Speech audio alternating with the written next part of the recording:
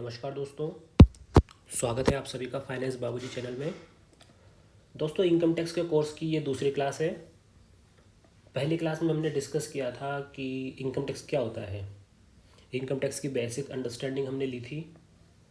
हमने समझा था इनकम टैक्स क्या का कॉन्सेप्ट होता क्या है, क्यों इनकम पर टैक्स लगाया जाता है। थोड़ा सा डिस्कस किया था हमने डायरेक्ट इनडायरेक्ट टैक्स का, जिसकी हम यहाँ पर थोड़ी सी डिटेल में चर्चा करेंगे। ये क्लास उसी टॉपिक पर होने वाली है, डायरेक्ट और इनडायरेक्ट टॉपिक पर। तो स्टार्ट करते हैं। चलिए, डायरेक्ट टैक्स।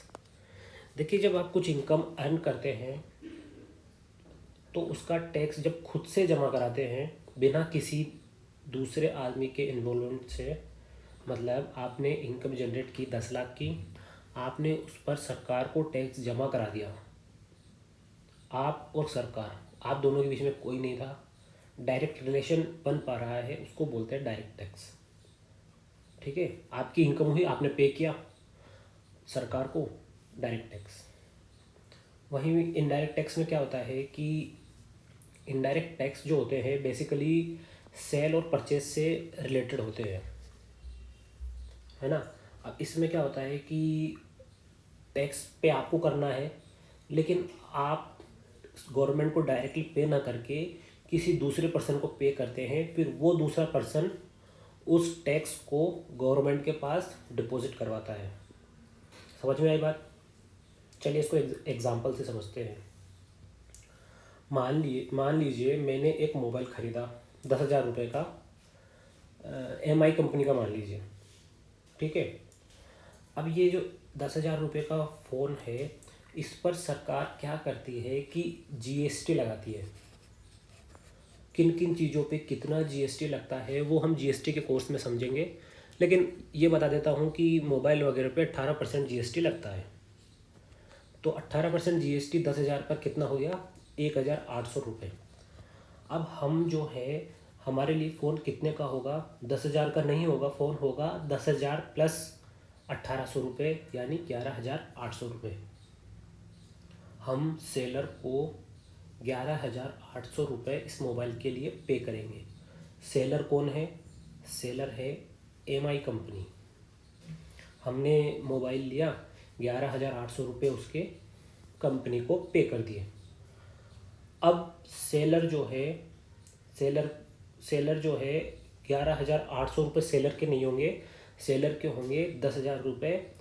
ये जो एक्स्ट्रा GST जो है 1,800 रुपये की, ये सेलर पे करेगा गवर्नमेंट ऑफ इंडिया को। ठीक है, ये 1,800 रुपये सेलर पे करेगा, mi.com जो है वो पे करेगी गवर्नमेंट को। इसके अंदर हमारा कोई रोल नहीं है। हमने सेलर को पे किया, सेलर ने गवर्नमेंट को पे किया। ठीक है, अब इसमें क्या हुआ कि हमारे और गवर्नमेंट के बीच में एक कोई दूसरा पर्सन आ गया। हमने डायरेक्ट गवर्नमेंट को पे नहीं किया, हमने सेलर को पे किया, सेलर ने गवर्नमेंट को पे किया। ये होता है इनडायरेक्ट टैक्स।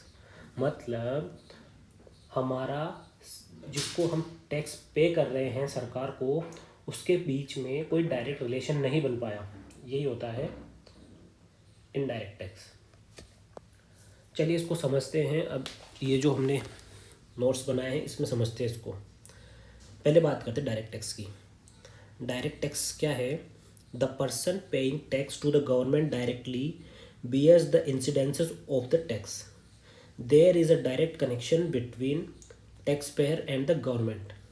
मतलब person paying the tax to the government directly bear the incidences of the tax. वही बात आ गई, जो पर्सन टैक्स पे कर रहा है उसके ऊपर, खुद के ऊपर ये टैक्स लागू होते थे। वहीं इनडायरेक्ट टैक्स में क्या होता है? The person paying the tax to the government collect the same from the ultimate consumer. मतलब जो व्यक्ति सरकार को टैक्स पे कर रहा है, उसने वो टैक्स अल्टीमेट कंज्यूमर से कलेक्ट किया है, किसी दूसरे व्यक्ति से कलेक्ट करके उसने सरकार को डिपॉजिट करवाया है। ये बात है इसके अंदर। 10 incidence of the tax is shifted to the another person. ठीक है, दूसरा पॉइंट देखते हैं। डायरेक्ट टैक्स जो होता है progressive in nature, high rate of taxes for people having ability to पे।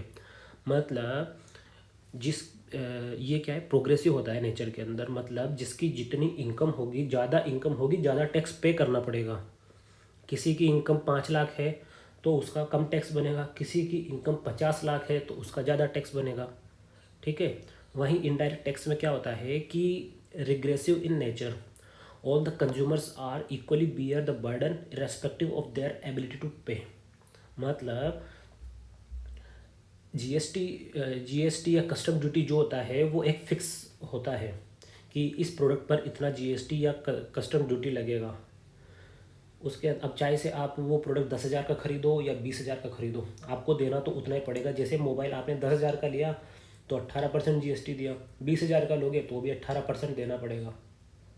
ठीक है, अब कोई आदमी 2 लाख रुपए कमाता है, उसके लिए वो 18% एक बहुत बड़ा अमाउंट हो जाता है। लेकिन वहीं कोई आदमी 50 लाख रुपए कमाता है, उसके लिए छोटी बात हो जाती है ये 18%।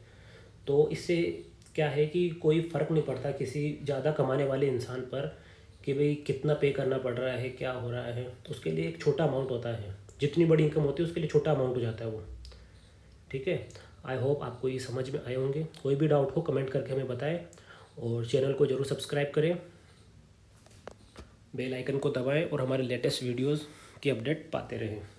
नेक्स्ट वीडियो में हम समझेंगे कि ये जो इनकम टैक्स होता है ये किस किस को चुकाना होता है, कौन कौन इसके दायरे में आता है। ठीक है दोस्तों, थैंक यू वेरी मच।